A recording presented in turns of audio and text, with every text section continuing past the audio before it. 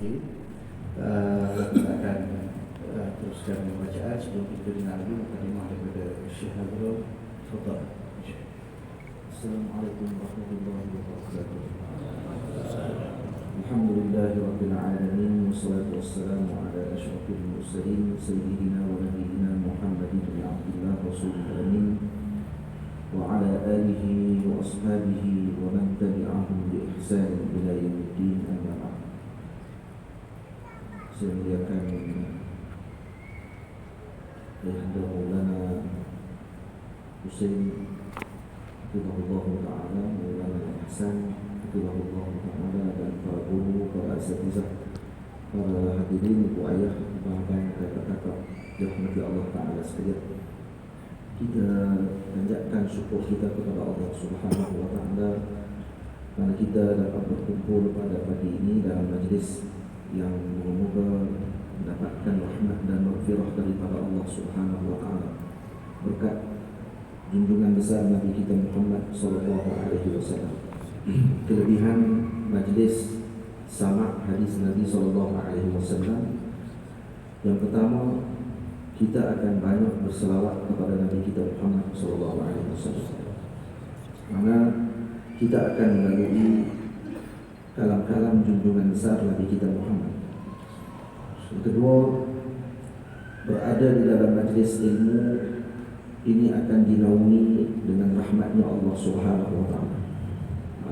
Malaikat Allah Subhanahu Wa Ta'ala akan menaunginya dan memberikan doa dan kemudahan kepada orang-orang yang hadir dalam majlis yang sebegini. Banyak lagi lah perkara yang penting yang disebutkan oleh ulama tentang kelebihan majlis sama hadis Nabi SAW.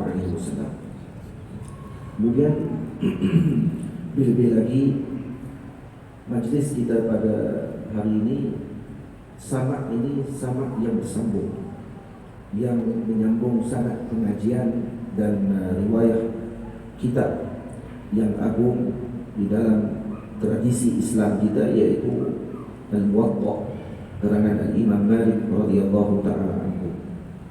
Dan kitab Muwatta ini, kata Imam Malik radhiyallahu anhu, "Aradtu kitabi hadha ala 70 faqihan." Aku telah menunjukkan kitabku ini, telah aku bentangkan kitabku ini kepada 70 faqih min fuqaha'il Madinah, daripada 70 orang fuqaha Madinah. Fakulluhum wada'ani alaihi, kesemuanya bersetuju dengan apa yang telah aku lakukan, yang telah aku susun. Fasammaituhu al-Muwatta, maka aku namakan dia dengan Muwatta. Muwatta juga, kata sebahagian ulama, dengan makna hazzabahu wa mahadahu lahum, yang dipilih oleh Imam Malik, yang disiapkan oleh Imam Malik untuk diberikan kepada umat. Permulaannya, kata ulama, Imam Malik menyusun Muwatta ini dengan hadis yang sangat banyak, ribuan hadis Nabi, kemudian disusun lagi selama 16 tahun sehingga dah jadi 1000 hadis Nabi SAW, dan ada ziyadah daripada para perawi yang meriwayatkan Muwatta al-Imam Malik. Perawi yang terkenal bagi Muwatta Imam Malik adalah Al-Imam Yahya ibn Yahya Al-Laythi radhiyallahu ta'ala anhu. Yahya ibn Yahya Al-Masmudi Al-Laythi wafat 234 Hijriah, dan ini adalah ashhar riwayah bagi Muwatta Al-Imam Malik. Kemudian riwayat yang diriwayatkan juga oleh Al-Imam Abu Mus'ab Al-Zuhri radhiyallahu ta'ala anhu juga terkenal dengan riwayat yang terdapat padanya ziyadah, tambahan-tambahan hadis yang tidak ada dalam riwayat Imam Yahya. Dan kemudian riwayat Abdullah bin Maslamah Al-Qa'nabi, riwayat Imam Muhammad bin Hasan Syaibani, riwayat Imam Abdullah bin Salamah Al-Fihri Al-Misri, dan seumpama lainnya. Banyak Muwatta yang diriwayatkan oleh para a'imah, sehingga Al-Imam Qadhi Iyad radhiyallahu ta'ala anhu mengarang dalam Tertibul Madarik, ada lebih kurang 1000 perawi yang meriwayatkan kitab Muwatta Al-Imam Malik radhiyallahu anhu. Dan Imam Khatib Baghdadi radhiyallahu anhu antara ulama yang sangat mengambil berat tentang perawi-perawi bagi Muwatta al-Imam Malik, sehingga beliau menyusun hampir 993 orang perawi yang meriwayatkan kitab Muwatta al-Imam Malik radhiyallahu anhu. Jadi masyhurnya kitab Muwatta al-Imam Malik, sehingga ada riwayat yang disebutkan juga daripada al-Imam Asy-Syafi'i radhiyallahu anhu. Dan nuskah yang banyak dalam dalam cetakan yang ada pada waktu sekarang, banyak yang tersebar. Nuskahnya Syekh Muhammad Fuad Abdul Baqi dan seumpamanya, Bashar Awad dan seumpamanya. Antara nuskah yang terbaik yang saya nasihatkan oleh guru saya Maulana Syekh Ahmad Mamduh hafizahullah taala adalah kitab nuskah ini, nuskah yang dicetak oleh kerajaan Maghrib. Ini antara nuskah yang terbaik bagi nuskah Muwatta al-Imam Malik riwayat Yahya bin Yahya al-Laitsi. Saya pun putus dia saja daripada kita asal yang didik daripada sahabat guru saya. Jadi kitab ini di mana yang disebutkan oleh Maulana Hussein dan juga Maulana Ihsan tadi, kalau disyarahkan hatta 153 hadis ini tak akan selesai pada hari ini, karena terlalu banyak dan faedahnya terlalu luar biasa.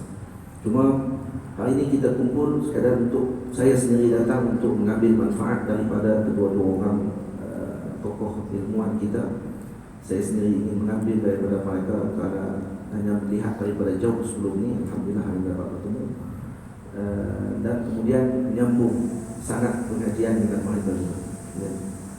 Dan sebelum tadi pada Ustaz Hafiz ada beritahu sikit, kata sebelum kita mula ni, saya mengaji kitab ini dengan Maulana Syekh Yusri hafizahullah taala, dan di Masjid Ashraf mu'zam kitab ini.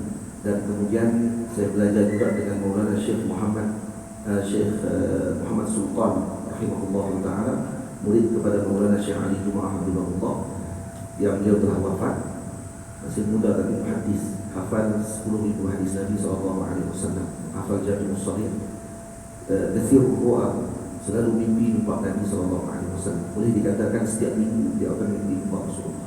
Dan ini dimaklumkan oleh guru saya Maulana Syekh Ahmad Mamduh, dan sanad beliau bersambung dengan murid kepada Maulana Syekh Abdul Fattah Abu Ghuddah radhiyallahu anhu.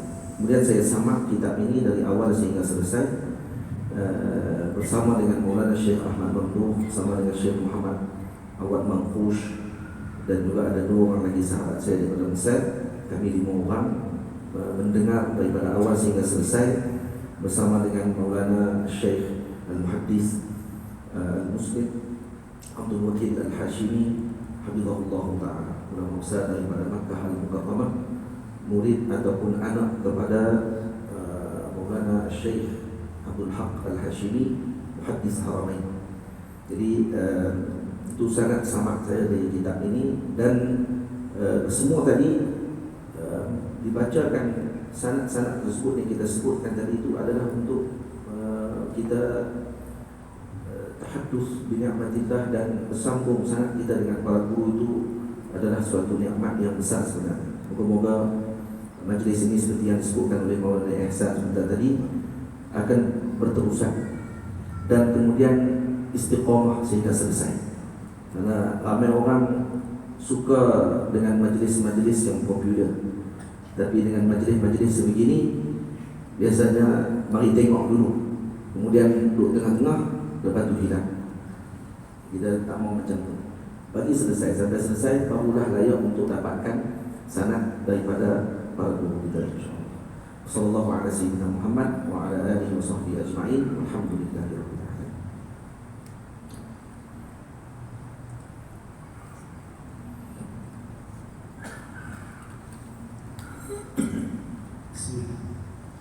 Bismillahirrahmanirrahim. Alhamdulillahi rabbil alamin, wassalatu wassalamu ala asyrafil anbiya'i wal mursalin sayyidina Muhammadin wa ala alihi wa sahbihi ajma'in. Allahumma la sahla illa ma ja'altahu sahla wa anta taj'al hazna idha syi'ta sahla.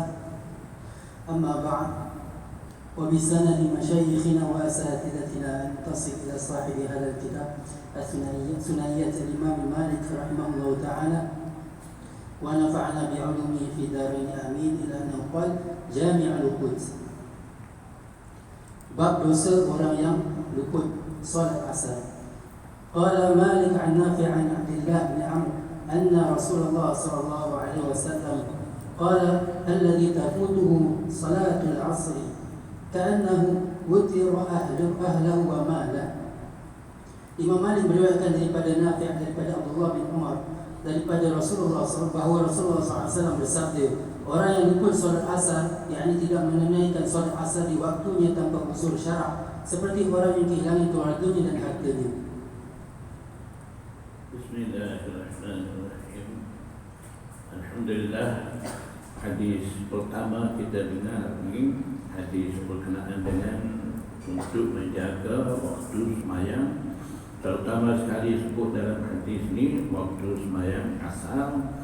Jadi waktu sembahyang ini seperti sedia maklum, waktu afdal ada dan juga waktu mukhtar dan juga waktu karah. Jadi sebaik-baiknya kita sembahyang, tak kira apa saja waktu sembahyang, kita sembahyanglah pada waktu afdal, iaitu waktu sebaik saja masuk waktu sembahyang itu kita sembahyang. Itu waktu afdal, berbanding dengan sembahyang lewat masa daripada masa awal itu. Dan ada lagi waktu mukhtar, waktu terbaik terpilih, dan kadang waktu mukhtar bagi waktu sembahyang subuh ni, waktu sulusul lail, waktu sembahyang isyak ni lewatkan sampai 1/3 malam. Terkadang sahabat-sahabat menganggap pada ngantuk pun Nabi SAW sembahyang sulusul lail itu waktu mukhtar. Dan waktu karah ini waktu hampir habis waktu sembahyang. Jadi contohnya waktu asar yang disebut dalam hadis ni, waktu afdal bagi waktu sembahyang asar ni sebaik saja masuk waktu sembahyang asar tu.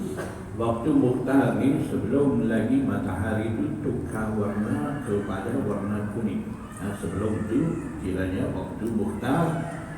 Kalau dah matahari itu dah kuning, itu dah mula masuk waktu karah, boleh sembahyang lagi. Tapi waktu itu dikira makruh sembahyang. Jika tu walaupun waktu lewat sembahyang asalnya dia sempat 1 rakaat saja sebelum terbenam matahari. 3 rakaat ni akan sembahyang selepas terbenam matahari itu pun kiranya ada lagi sembahyang itu tidak kira qada lagi, tapi dah makruh, dikira makruh sembahyang dalam waktu karah. Jadi orang yang luput sembahyang tafutuhu salatul asr ni, dia tidak sembahyang pada waktu afdal dan juga tidak sempat sembahyang pada waktu mukhtar, lagi dia tidak sempat lagi sembahyang waktu karah itu pun dah habis waktu sembahyang, dah luput sembahyang. Jadi itu kerugian besar bagi orang tu, bagaikan dia tu kehilangan keluarga dan harta. Kalau kita hilang keluarga, habis dalam bencana, langka, mati, keluarga kita semua sekali hanyut, dan dalam banjir, rumah kita, harta kita, macam mana keadaan kita, kesedihan kita.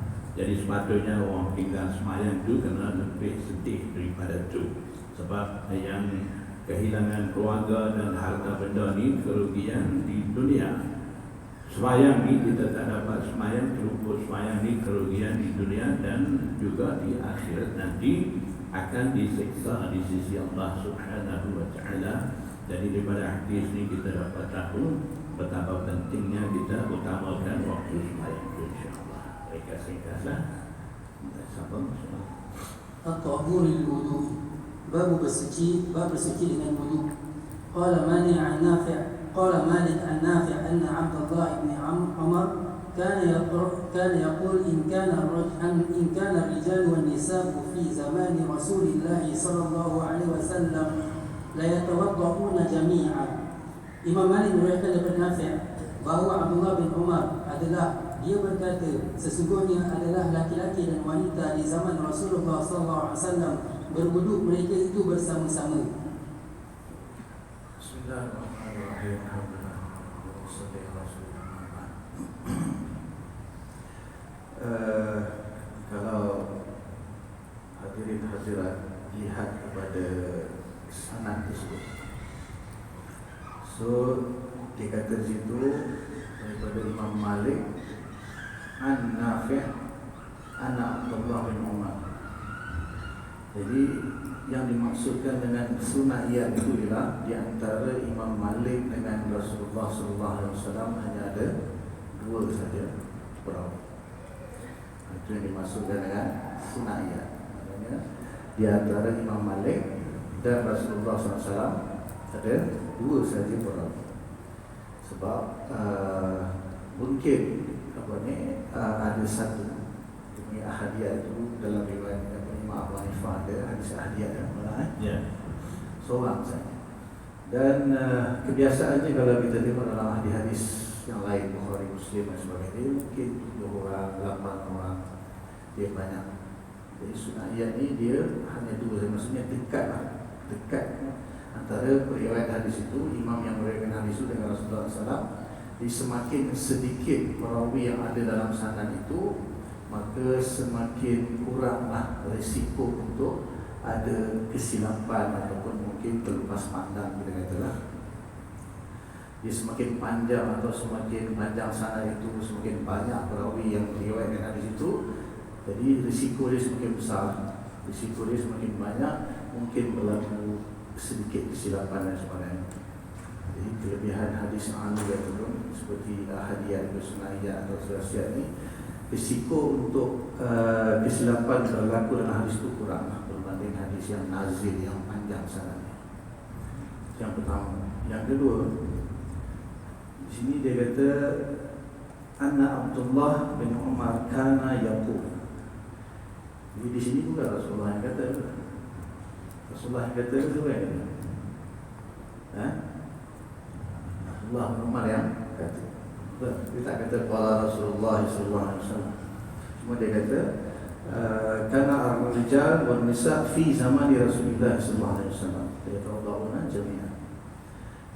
Dari suatu sudut, dia satu istilah yang dipanggil hadis mauquf. Apabila hadis itu disebut oleh seorang sahabat, dia punya akhir matan hadis itu berakhir pada kata-kata sahabat, maka dipanggil hadis mauquf. Kalau kata-kata itu memang disebut, dikatakan sendiri oleh Rasulullah SAW, maka dia panggil hadis marfu'. Dan kalau tabi'in, dia panggil hadis maqtu'. Ini dalam istilah mustalah hadis lah. Cuma di sini ada sebahagian hadis mauquf yang dihukumkan sebagai marfu'. Zahirnya hadis ini mauquf tapi dihukmil marfu'. Maksudnya sekiranya perkara itu sebenarnya kalau diteliti bahawa ini adalah berlaku di zaman Nabi SAW, maka akan dihukumkan sebagai marfu' juga. Al-mauquf bihukmil marfu'. Dan sekiranya hadis itu memang merupakan ijtihad bagi sahabat itu, baru dipanggil mauquf bizati. Di sini bila dia kata kana ar-rijal wan nisa fi zamani Rasulullah SAW, maka dia sedang menceritakan perkara yang berlaku di zaman Nabi SAW. Dan oleh kerana yang diceritakan itu perbuatan laki-laki dan wanita, para sahabat dan sahabiah yang mereka berwuduk zaman Nabi, maka boleh dikatakan di sini hadis af'al. Hadis af'al. Dan ataupun af'al ini bukanlah dilakukan oleh Nabi. Dia tak cerita dengan Nabi punya af'al, dia cerita sahabat punya af'al. Dan sahabat dia akan ikut af'al Nabi. So boleh kita kata juga hadis ini hadis takrir daripada Nabi SAW. Dan tak mungkin sahabat itu dia akan menceritakan satu perkara yang Rasulullah tidak takrir, Rasulullah tidak menetapkan perkara tersebut. So kalau dari segi sudut mustalah hadis, macam-macam lah boleh kita ambil istifadah daripada hadis sebenarnya. Jadi yang dah biasa belajar mustalah hadis itu, nampaklah hadis ini kat mana istilah mauqufnya, kat mana iqrarnya, kat mana dia punya mauquf yang marfu' dan sebagainya. Kemudian ini Arab ni tak payah bahas itu sebenarnya jadi confuse ini kerana mana jawab dia. Boleh kita terlam dia, lam masuk kepada tawadhu mana boleh, tapi tak boleh tinggalkan yang boleh. Cuma apa makna hadis ni? Apa makna Rasulullah di zaman Nabi SAW lelaki dan wanita berwuduk bersama-sama? Betul? Boleh bayangkan? Apa maksudnya? Di zaman Nabi SAW lelaki dan wanita wuduk bersama-sama. Apa sebenarnya yang Nabi sampaikan daripada hadis ni? Oleh Ibn Umar dalam sana. Kalau mengikut syarah-syarah ulama terhadap hadis ini, dia ada satu permasalahan tentang yang pertama kita ambil yang zahir dulu. Boleh ke wanita dan lelaki campur sama-sama ambil wuduk? Kalau wanita ambil wuduk, dan tentulah dia akan buka tangan dia, kepala dia kan, kaki dia. Jadi ulama kata berkemungkinan hadis ini diriwayatkan sebelum turunnya perintah hijab. Berkemungkinan. Sebab tak mungkin lelaki dan perempuan yang wuduk sama-sama dalam keadaan dah tentulah berwuduk kan nak kena buka semua. Walaupun tak buka lah semua aurat juga lah, rambut, tangan, sendiri, siku dan sebagainya. So berkemungkinan hadis ini sebelum turunnya ayat hijab. Atau yang dimaksudkan di sini kalaulah setelah turun ayat hijab, yang dimaksudkan lelaki dan wanita yang mahram, suami isteri ataupun mak dengan anak lelaki, adik-beradik lelaki dan perempuan. Boleh juga kita hamalkan hadis ini kepada makna tersebut lah. Maksudnya dia tak kata umum semua lelaki semua wanita. Kalau kita hamalkan hadis ini kepada diriwayatkan setelah turun ayat hijab, itu yang zahir. Cuma yang sebenarnya yang ulama nak sampaikan di sebalik hadis ini, sebenarnya ada satu permasalahan di kalangan para fuqaha, para mujtahid. Boleh atau tidak lelaki dan wanita berkongsi air untuk mengambil wudu? Berkongsi air, sama ada berwuduk serentak dalam satu bekas ataupun air lebihan, maksudnya bukan lebihan yang dipakai mustamalnya. Maksudnya kalau ada satu bagi satu pelah misalnya, lelaki ambil wuduk dulu kemudian wanita datang ambil wuduk, atau wanita ambil wuduk dulu kemudian lelaki datang ambil wuduk. Jumhur ulama hampir ijma' lah mengatakan boleh, kedua-duanya boleh. Samanya ambil wuduk bersama-sama suami isteri misalnya. Nabi dengan Aisyah pun ada dalam hadis yang lain, dari riwayat Muslim pun ada hadis Aisyah dengan Nabi ambil wuduk sama-sama. Dan boleh juga kalau wanita itu datang dia wuduk dulu kemudian dia selesai datang lelaki, sama ada mahram atau bukan mahram, ambil wuduk boleh. Cuma ada satu pendapat daripada Imam Ahmad bin Hanbal, dia mengatakan makruh kalau setelah wanita tu ambil wuduk, air yang berbaki itu datang lelaki ambil wuduk, ya, makruh. Jadi itu sajalah setakat itu. Pendek-pendek dengan wallahu a'lam. Jami' al-wudu, bab mencari wudu. Malik an Ishaq an Abdullah bin Abi Talha an Anas bin Malik annahu qala ra'aitu Rasulullah sallallahu alaihi wasallam wa hanat salatul 'asr faltamasa an-nasu wudu'an falam yajiduhu fa'utiya Rasulullah sallallahu alaihi wasallam biwudu'in fi ina'in فوضع رسول الله صلى الله عليه وسلم في ذلك الإناء يده ثم أمر الناس يتوضعون منه. قال أنس فرأيت الماء ينبع من تحت أصابعه فتوضأ الناس حتى تتوضأوا من عند آخره. Imam Malik meriwayatkan daripada Ishaq bin Abdullah bin Abi Talha daripada Anas bin Malik bahawasanya dia berkata, aku melihat Rasulullah SAW ketika hampir masuk waktu solat asar, maka para sahabat pun mencari air untuk berwuduk, tetapi mereka tidak menemuinya. Maka didatangkan kepada Rasulullah SAW bekas yang berisi air untuk berwuduk. Lantas Rasulullah SAW letakkan tangannya ke bekas tersebut seraya memerintahkan manusia agar mengambil wuduk daripadanya. Sayyidina Anas berkata lagi, aku melihat air terpancar daripada jari Nabi baginda SAW, maka para sahabat pun mengambil wuduk kesemuanya. Bismillahirrahmanirrahim. Pertamanya hadis ini mukjizatnya Nabi kita Muhammad SAW. Kedua, hadis ini diriwayatkan daripada Sayyidina Ishaq. Sayyidina Imam Malik mengambil daripada Sayyidina Ishaq ibni Abdullah ibni Abi Talhah an Anas ibni Malik radhiyallahu ta'ala anhu. Yang sanad yang tertinggi dalam Muwatta Imam Malik yang mengambil dengan Sayyidina Anas ada 6 orang. Ini salah seorang. Yang Sayyidina Imam Malik mengambil dengan Sayyidina Ishaq ibnu Abdullah ibni Abi Talhah. Ishaq ibnu Abdullah ibni Abi Talhah salah seorang perawi yang menyambung dengan Imam Malik dengan sanad yang tertinggi. 5 orang lagi yaitu Imam Malik mengambil dengan Al-Imam Ibn Shihab Az-Zuhri daripada Sayyidina Anas. Kemudian Imam Malik mengambil daripada Sayyidina Humaid At-Tawil daripada Sayyidina Anas. Kemudian Imam Malik mengambil dengan Sayyidina Amr Maula Muttalib daripada Sayyidina Anas. Kemudian Imam Malik mengambil daripada Sayyidina Muhammad ibni Abi Bakr As-Saqafi daripada Sayyidina Anas. Kemudian Imam Malik mengambil daripada Sayyidina Syarif ibni Abdullah ibni Abi Namir daripada Sayyidina Anas. Jadi ada 5 lagi perawi yang lain yang mengambil dengan Sayyidina Anas dengan sanad yang tinggi. Nanti akan kita jumpa nanti insyaAllah. Kemudian dalam satu fawaid pada sanad yang seterusnya, Al-Imam Nawawi radhiyallahu anhu menyebutkan ada 2 pandangan tentang keluar air daripada celah jari Nabi. Yang pertama kata Imam Nawawi, annal ma'a yakhruju min nafsi asabi'ihi wa yanbu'u min zatiha. Air itu keluar sendiri daripada celah jari Nabi.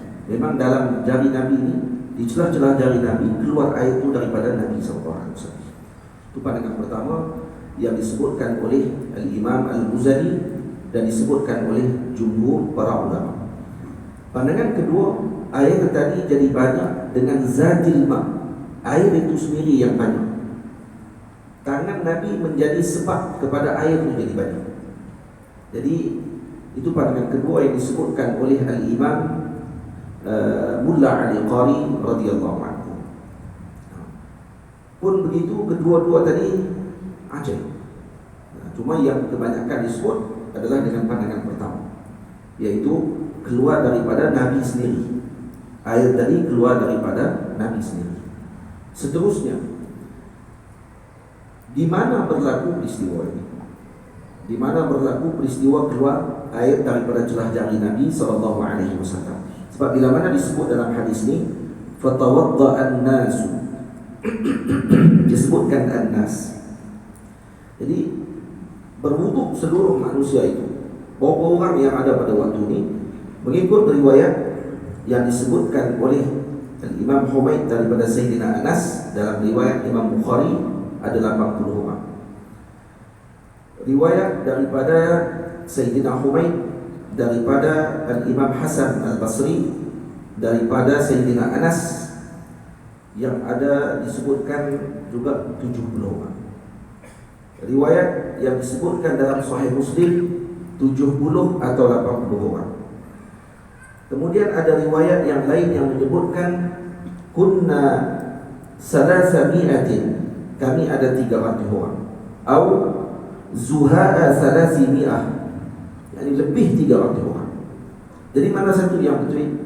Kemungkinan kata ulama di sini dengan makna berlaku dengan banyak tempat. Satu tempat 80 orang, satu tempat 70 orang, satu tempat 300 orang. Dan disebutkan oleh sahib Izharul Haq, yakni Sayyidina Syekh Rahmatullah Al-Hindi rahimahullah, menyebutkan dalam kitab beliau tempat-tempat yang berlaku air keluar daripada celah jari Nabi SAW. Hadis ini secara zatnya, secara hadis ini sendiri, ini berlaku di Zawra, yaitu berhampiran dengan Suq Madinah Al-Munawwarah. Hadis ini sendiri, nah, disebutkan oleh sahib Izharul Haq bahawa peristiwa ini berlaku di Zawra, inda Suqil Madinah, dekat Suq Madinah, yaitu kalau belah Masjid Nabawi, kalau kita tengok duduk di depan ni kiblat contohnya, dan makam Nabi di depan sana. Suk Madinah di sebelah kanan. Sebelah kanan itu suk Madinah Al-Munawwarah. Jadi berlaku di kawasan tersebut. Sampai sekarang masih ada suk di situ. Jadi berdepan dengan Saqifah Bani Sa'idah. Nah, kemudian peristiwa yang kedua berlaku di Hudaybiyah, yaitu banyaknya sahabat pada waktu itu 1.400 orang. Nah, jadi ada 1.400 orang yang pada waktu itu. Kemudian berlaku lagi di Ghazwah Buwa, pernah berlaku juga peristiwa yang sedemikian. Nah, jadi itu antara tempat-tempat yang berlakunya peristiwa keluar air daripada celah jari Nabi SAW. Itu para ulama mengatakan, inna nab'al ma' min bainil asabi'i ablagu mu'jizatan min nab'ihi minal hajar. Ablagu mu'jizatin. Jadi keluar air daripada celah jari Nabi SAW itu adalah ablag mu'jizah. Itu lebih agung mu'jizatnya daripada keluar daripada celah batu.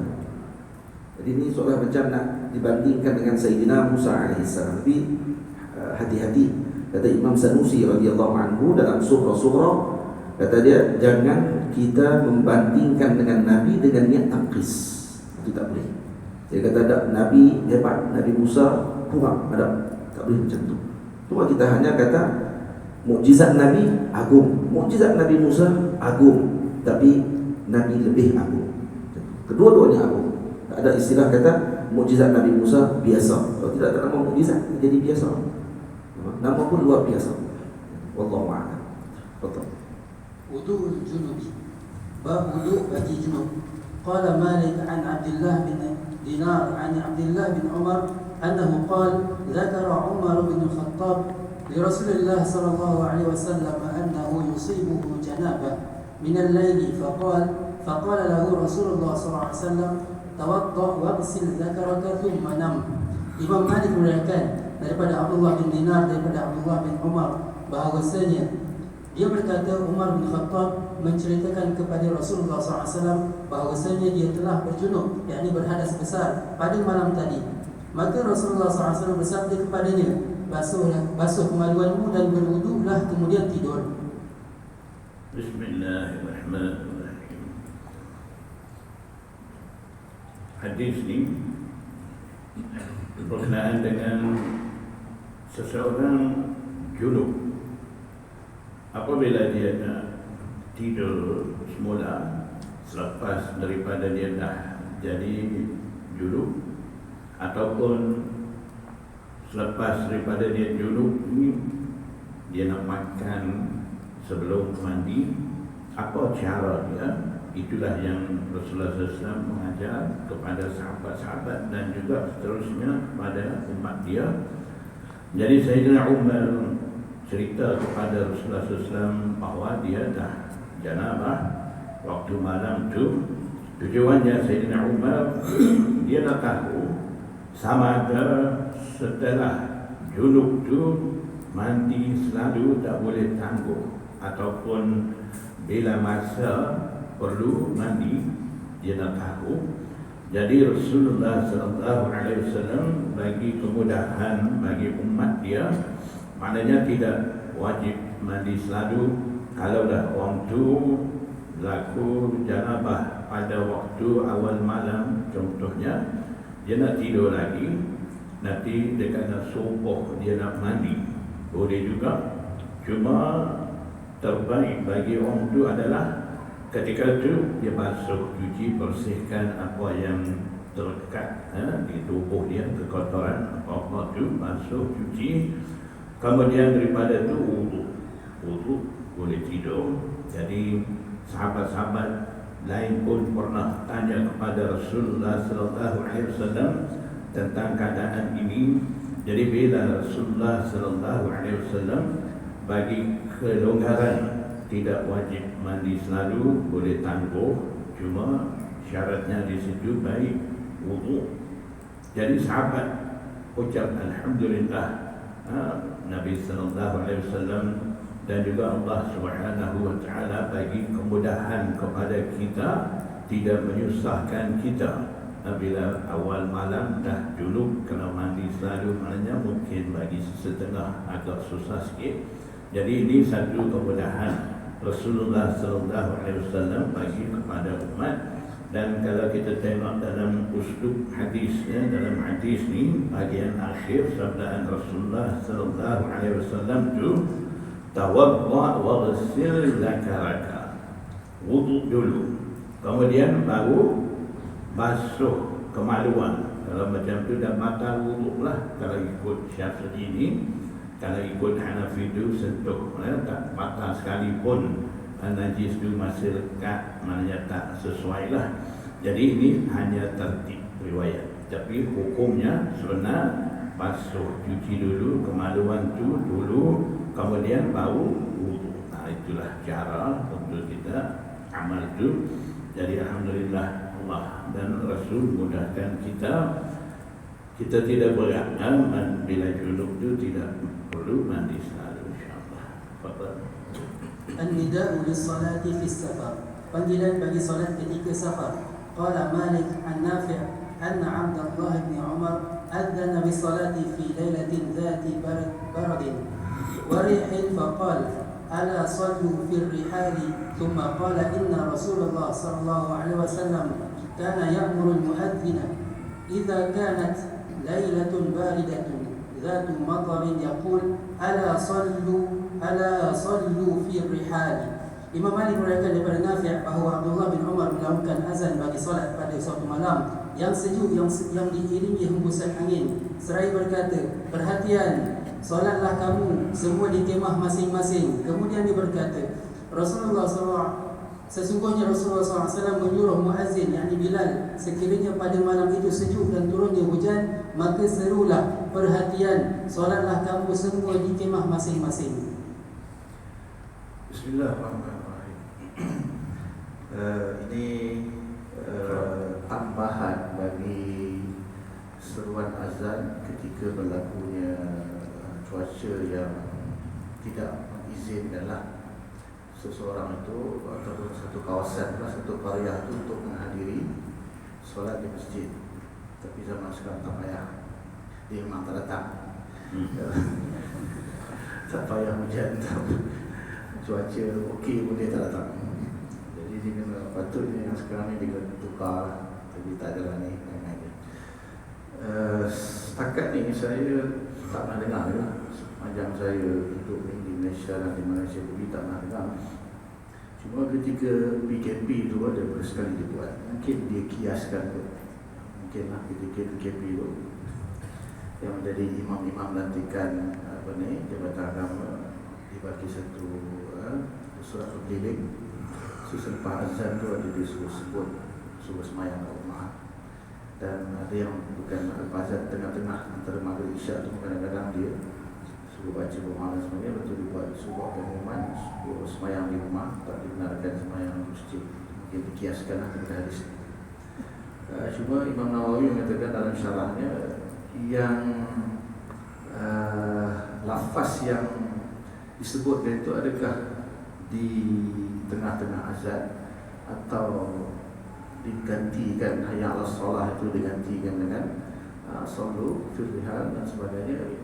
Maka yang lebih sahih itu, yang lebih asah itu adalah ketika akhir selesai azan baru dilaungkan lafaz tersebut.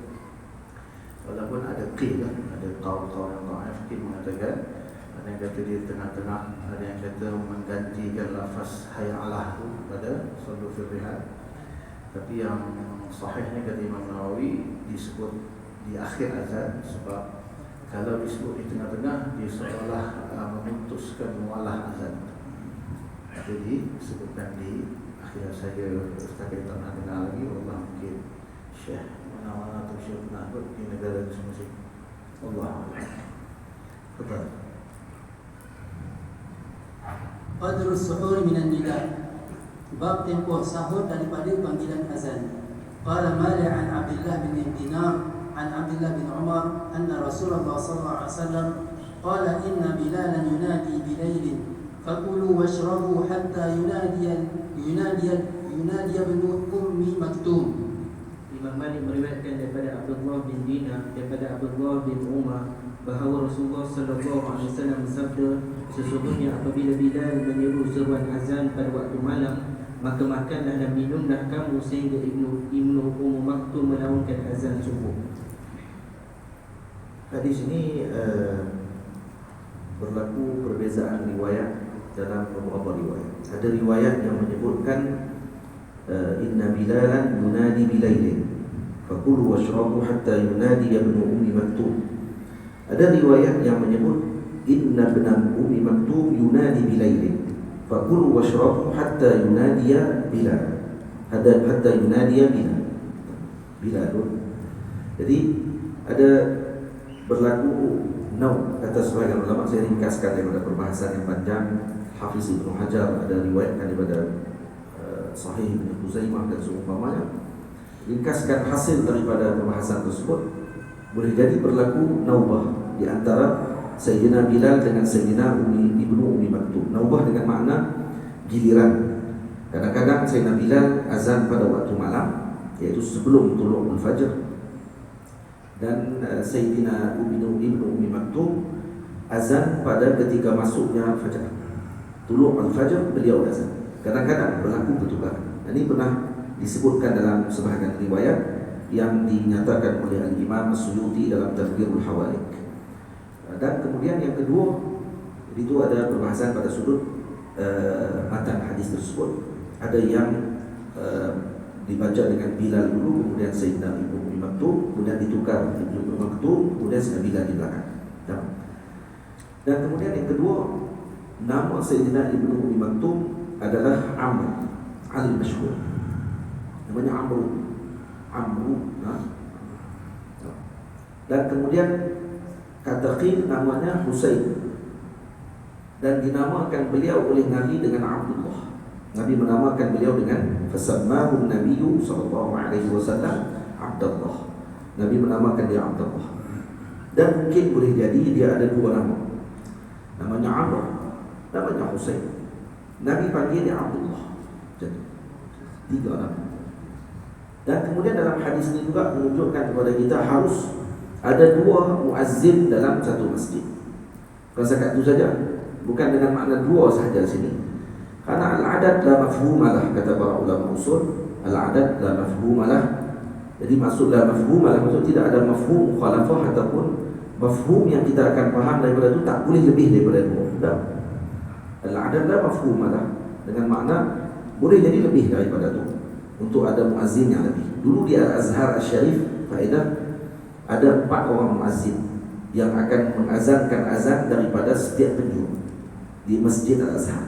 Kerana dia ada penjuru sekian dan disyaratkan muazzin yang mengazankan, mengalunkan azan di Masjid Al-Azhar dan masjid-masjid lama di Mesir dulu mesti buta. Syaratnya mesti buta, tak boleh jelek. Kenapa? Ada takut dia naik atas rumah, dia tengok rumah orang. Secara otomatik dia mengendap. Macam nak azan, dia mengendap. Jadi mesti buta. Syarat dia buta. Ini disebutkan oleh para masyayikh kami di Al-Azhar Al-Syarif. Itu antara faedah yang kita boleh ambil daripada hadis ini. Wallahu a'lam. Terus. Ghusl yawm al-jum'ah.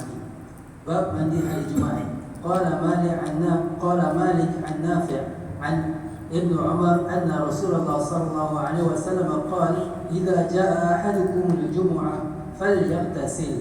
Imam Malik meriwayatkan daripada Nafi' daripada Ibnu Umar bahawasanya Rasulullah sallallahu alaihi wasallam bersabda, apabila kamu ingin menghadiri solat Jumaat maka mandilah.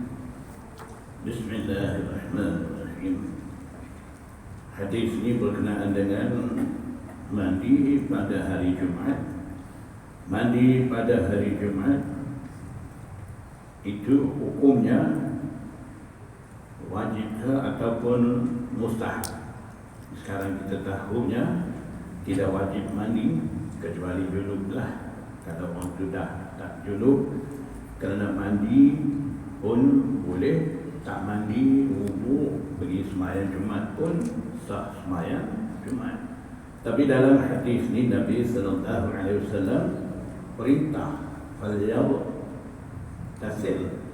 hendaklah kamu mandi. Falyaktasil ni fi'il amr, fi'il amr. Jadi fi'il amr kalau mukhatab biasanya hukumnya wajib. Ini fi'il amr ghaib, lam ada di situ. Ulama kata lamul lil istihbab, lam tu membawa maksud mustahab di sini, baik itu dari segi hukum. Dan kenapa Rasulullah sallallahu alaihi wasallam perintah sahabat-sahabat ni mandi hari Jumaat ni? Itu perlu kita tahu latar belakang hadis ni. Walaupun hadis ni pendek, ada latar belakang dia di zaman Rasulullah SAW. Pada zaman Rasulullah sallallahu alaihi wasallam, seperti sedia maklum, Masjid Nabawi ini tidak seperti kita lihat sekarang ni. Sekarang ni masjid begitu besar, luas, dan bangunan pun cantik. Zaman Rasulullah SAW ni masjid tidak begitu besar dan bangunan pun rendah, tiang pohon tamar, dan pelepah tamarlah jadi bohong bagi Masjid Nabawi itu.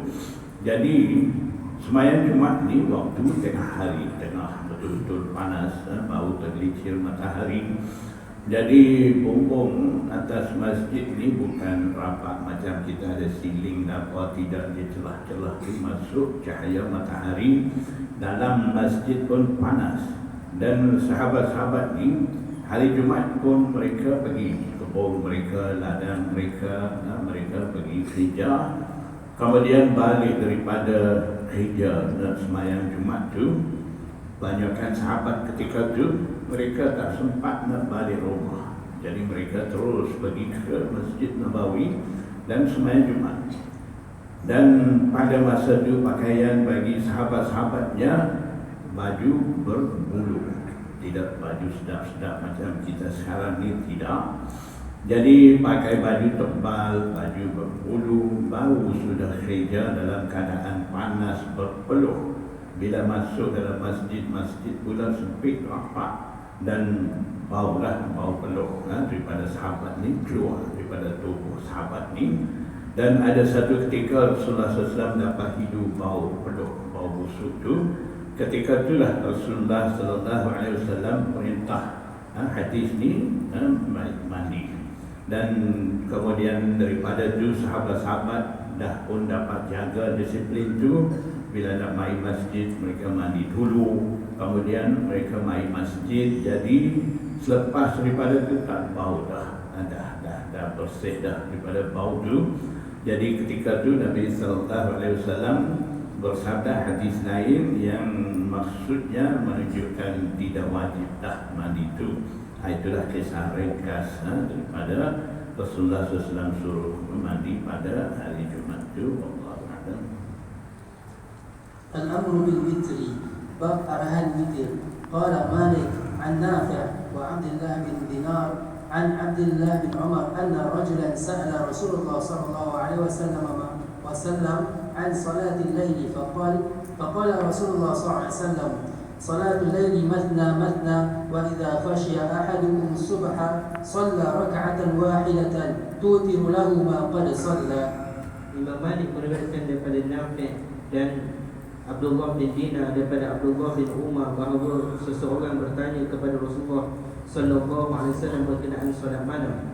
Maka bersabda Rasulullah sallallahu alaihi wasallam, solat malam itu 2 rakaat. Apabila sudah hampir masuk waktu subuh, maka solatlah kamu 1 rakaat witir bagi solat yang telah dilaksanakan sebelumnya.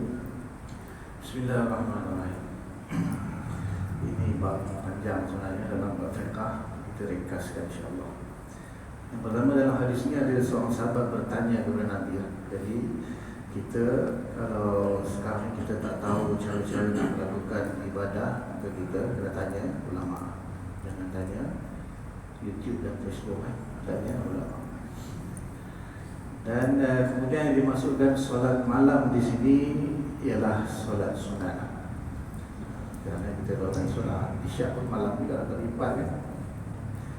Jadi yang dimaksudkan ini solat malam adalah solat sunat sama ada tahajud dan sebagainya.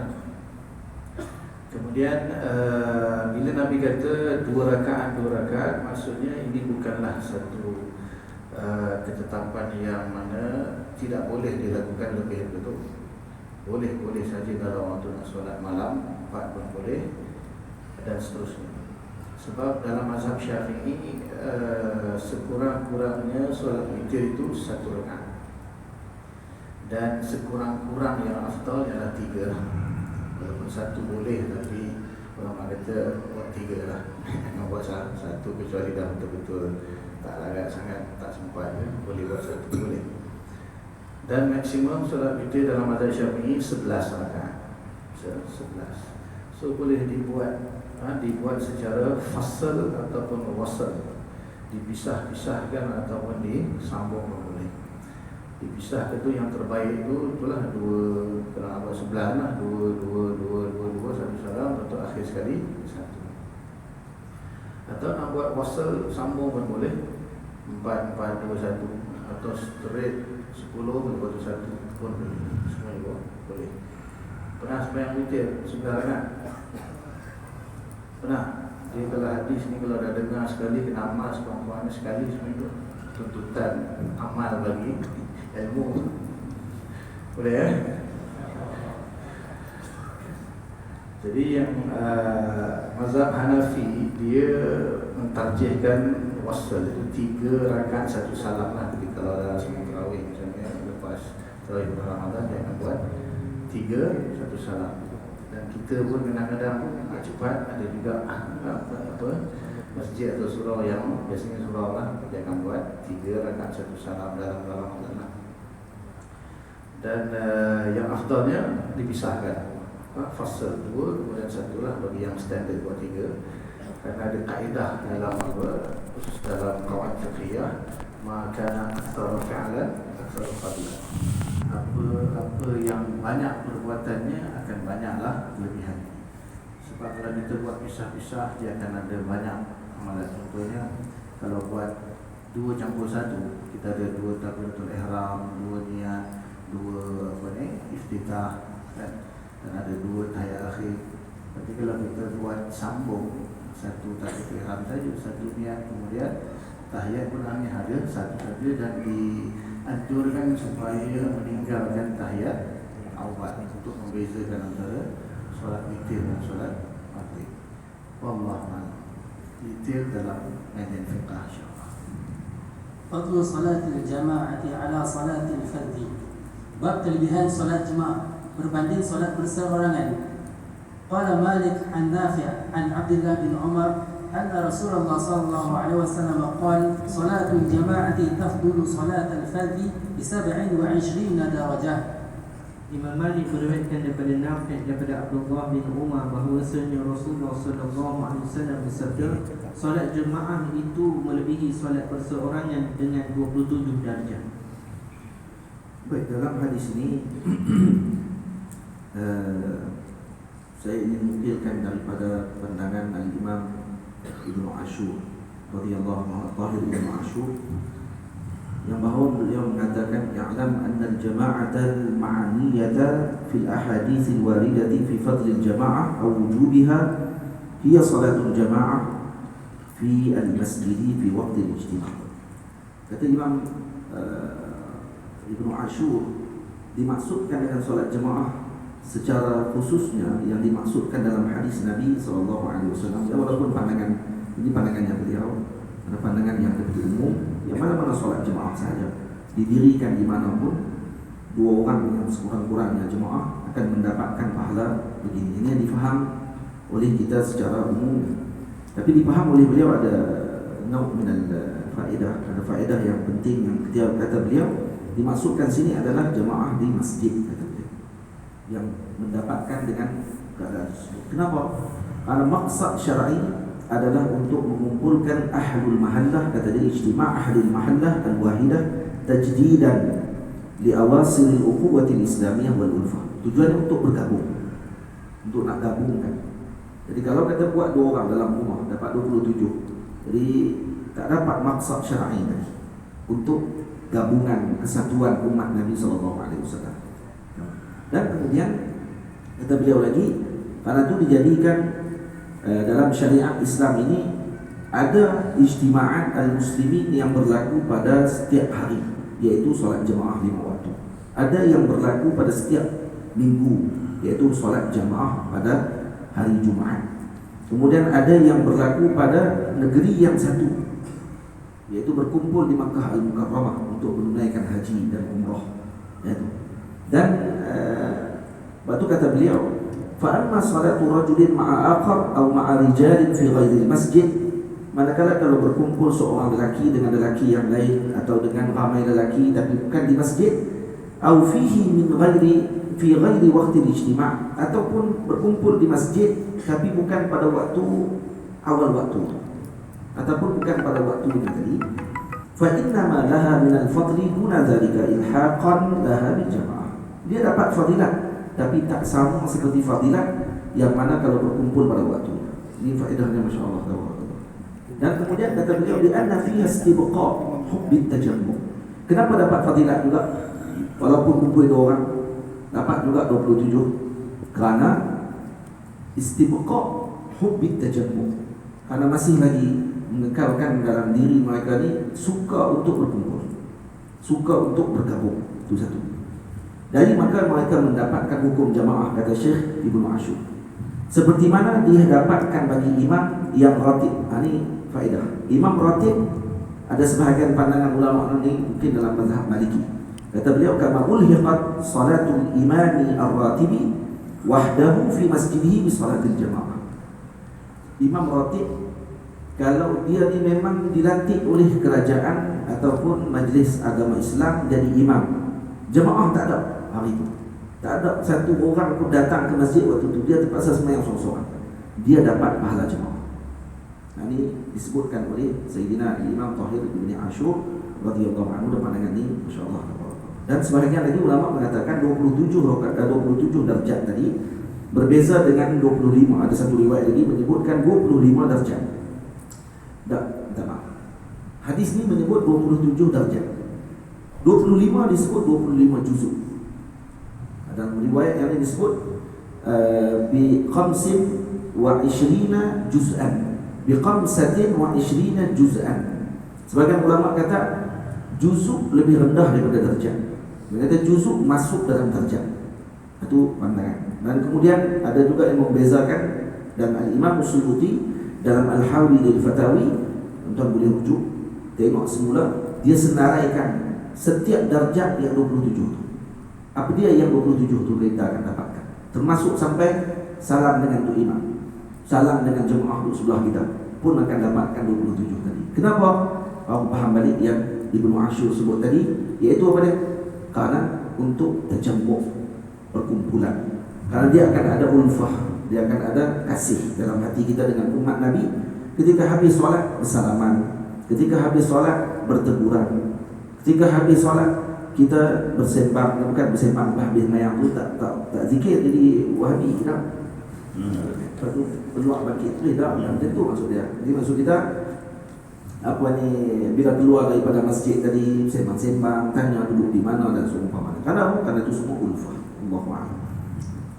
Baik, alhamdulillah. Untuk slot pertama kita tangguh dahulu. Jadi kita akan rehat selama 15 minit. Jadi di samping kita belajar ilmu hadis, marilah kita amalkan adab dalam pengajian ilmu agama, iaitu jangan kita bangun terlebih awal daripada guru kita, sehingga guru kita meninggalkan majlis barulah kita boleh bangun. Kita amalkan semoga dapat berkat daripada pengajian ini untuk kita merasai suasana pengajian ilmu seperti zaman silam.